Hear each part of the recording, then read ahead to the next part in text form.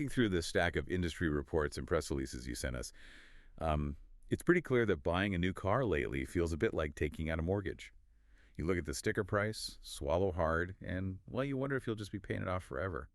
Yeah, I mean, that high price tag usually comes down to the battery, which has positioned most electric vehicles as these sort of luxury items, right? Yeah. Rather than everyday necessities. Exactly. And that is exactly what we are exploring in today's deep dive. Our mission for you today is to uncover how Stellantis is making this massive 60 billion euro gamble. They want to transform the EV from a luxury flex into a mass market essential. And their magic number is a 15,000 euro price point. Right, which is incredibly ambitious. Under their CEO, Antonio Filosa, Stellantis is pushing this really aggressive industrial plan called FaSTLAne 2030. FaSTLAne 2030. Got it. Yeah. And, the old industry standard was all about flexibility, building car platforms that were meant to handle a gas engine or a hybrid setup or an electric motor. But for their new city cars, they are abandoning that hybrid safety net entirely. Wait, entirely? I mean, abandoning hybrids is a huge risk right now. Oh, absolutely. It's pure electric from here on out. They are actually aiming to roll the first 15,000 euro models out of Italy's Pomigliano d'Arco plant by 2028. Wow, 2028 is right around the corner.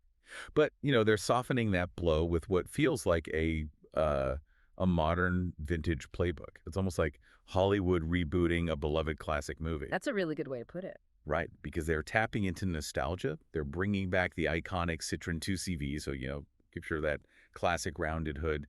And they're pairing that with a new electric Fiat Panda. They're going straight for the heartstrings. They are because, well, nostalgia makes adopting new technology feel familiar. But here's the thing, a retro design doesn't actually slash manufacturing costs. Yeah, good point. The vintage look doesn't pay the bills. Exactly. To actually reach that 15,000 euro parity with gas cars, the fundamental math of the vehicle has to change, which means they have to completely rethink the battery. Which leads us to their new FaSTLAne modular platform. Instead of a one-size-fits-all battery, they are tailoring the chemistry to the specific car. Right, it's a multi-chemistry strategy. Yeah, so for the affordable city cars, they are partnering with the Chinese company CATL to use LFP, which is lithium iron phosphate batteries. And then for the high-performance vehicles, they're working with Factorial on solid-state batteries. Because the chemistry choices dictate the price. Like LFP batteries are significantly cheaper to produce, mainly because they don't use those super expensive metals like nickel or cobalt. Right, which keeps the cost down for the budget cars. Yeah, they are a bit heavier, but perfect for a budget commuter car. And on the flip side, you have the solid-state batteries. Those replace the heavy liquid electrolyte you'd find in standard batteries with the solid material. Making them lighter. Lighter, and it allows for much faster charging. Plus, it packs a higher energy density for those, expensive long-range performance models. I have to push back on this strategy a bit, though, because Stellantis wants to build this resilient European car industry, but they are relying heavily on Chinese partnerships like Leapmotor and CATL for those budget batteries. I mean, aren't we just trading our old dependence on foreign oil for a brand new dependence on foreign lithium? That is the big question, that geopolitical vulnerability has the entire industry on edge, and Stellantis sees that risk, which is exactly why they are actively looking past lithium entirely. Wait, past lithium. If lithium is the bottleneck, what is the viable alternative? Yeah. Because you can't just run a car on good intentions. No, but you can run it on sodium. Sodium? Seriously? Yeah, sodium. Stellantis recently made a strategic investment in a French startup called Tiamat, and they specialize in sodium-ion batteries. Oh, wow.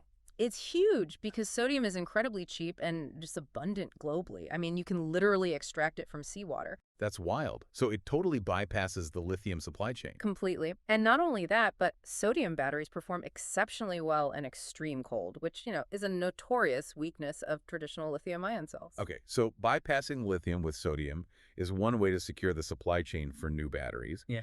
But what about all the materials inside the cars that are already on the road?